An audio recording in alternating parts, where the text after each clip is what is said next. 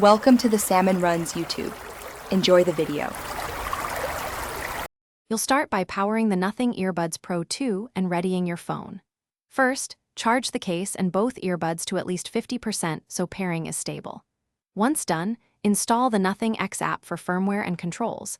It simplifies setup and gives status. Make sure Bluetooth is enabled on your phone and stay within 1 to 2 meters of the case. Now open the case and leave the earbuds inside.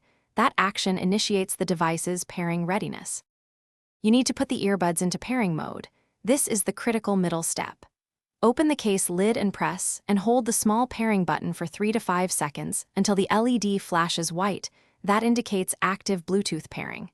Then, on your phone, either open the Nothing X app, which will detect the earbuds automatically, or go to the phone's Bluetooth menu and select Earbuds Pro 2. If prompted, accept pairing and any permission requests so the app can manage firmware and controls. Finish by confirming the connection and enabling any desired features. You'll hear an audio prompt and the app will show connected, so test playback and ANC modes to ensure everything works. Make sure to install any firmware updates the app suggests. Those fixes improve stability. If things go wrong, reset the earbuds.